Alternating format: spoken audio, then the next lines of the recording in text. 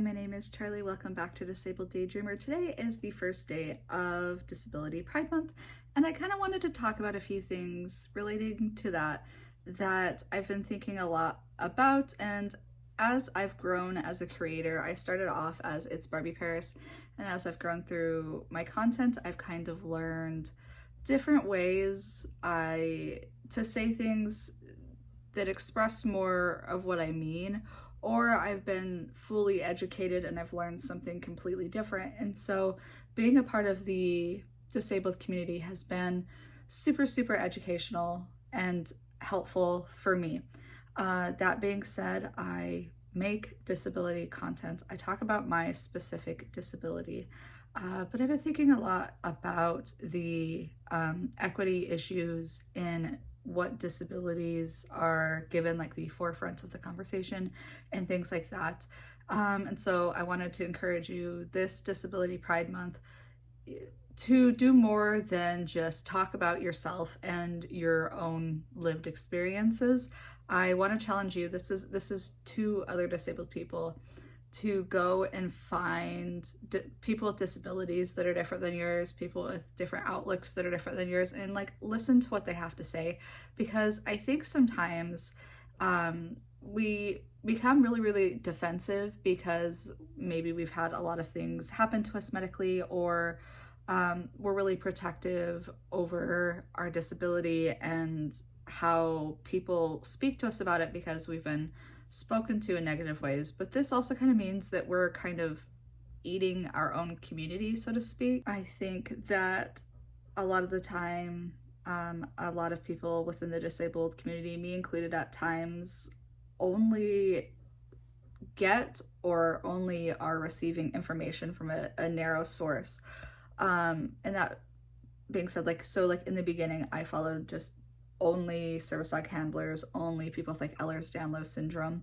And so I was narrowly focused during like Disability Pride months and talking about disability in general on my own personal experience and other people with my experiences, if that makes sense, that I was ignoring the much larger and broader conversation and other illnesses and disabilities that don't get as much time of day. And that's not to say that there's not space for me to talk about what I have going on, but I'm trying to change my approach and how I speak about things and how I incorporate other people's ideas and things like that into the way that I express myself online and how I learn. I think I've learned a lot, and I'm definitely not the same creator like I started creating with. Like I don't want to say like I've been radicalized or anything like that, but I think I've learned so much through the community that's made me think like, hey, it's not that I meant to do harm here, but I could absolutely do better as an advocate in the future. And being an advocate, this Disability Pride Month, I want you guys to recognize that being an advocate, while I agree and believe that online disability advocacy is proper and it's what some of us have, but I do think that we should be involved in our communities, whether that's interacting with them on a daily basis in the comments, whether that's consuming other disabled media. I think it's really important to be looking for like the movies, books, things like that are written by disabled people or have just like well-written disabled characters. I think leaning into that is a really positive way to uplift not only art, but disabled artists as well. Especially in a world where everything is becoming much more monotone, I think we need a lot more of those disabled voices. And again, from a variety of different viewpoints, right? And this also, I think, goes into how I've approached autism when I was first diagnosed versus how I like to approach autism in my advocacy several years down the line. I think at first, again, I was narrowly focused on this is like what I am experiencing, this is me, and so this is what I can say. But this is a conversation that's already happening more or less. Like, I know there's 1,000 other people who are white, femme-presenting, and heteronormative relationships, and with, again, very well-known illnesses, and we see them mostly receiving the spotlight, and that's fine. I think that there's a place for all of us to grow, but what I think I would like to see more of, and what I'm also going to focus on doing more of in the community, is uplifting other voices.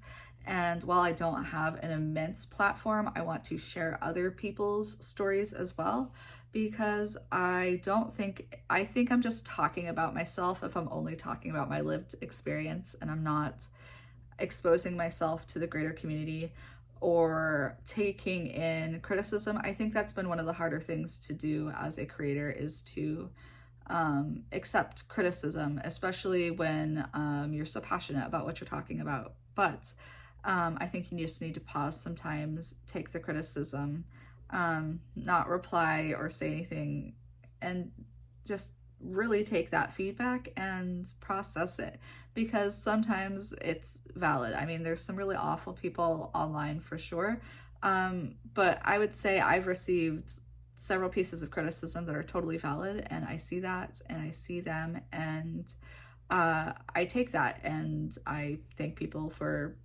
giving me criticism that's like in a positive way.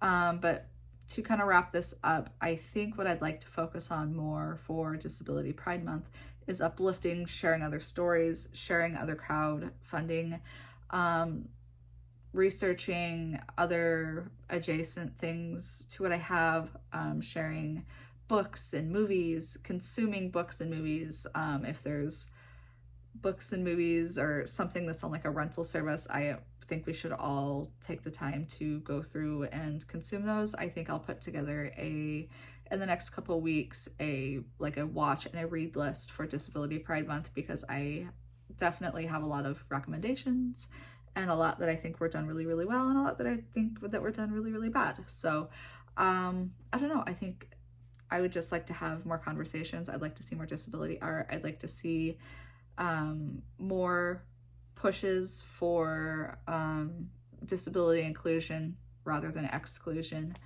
and again, elevating and platforming people who might not have the voice to do so, listening to other people within the community, and maybe if you don't even agree, I think it's important just to understand that, so you're not existing within an echo chamber. Because I think for a long time within my disability advocacy, just like holding a mirror to myself, like I was in an echo chamber, and now I think a lot more about different points of access, and I'm more careful with how I discuss certain things, and I just do my best to be as inclusive as possible.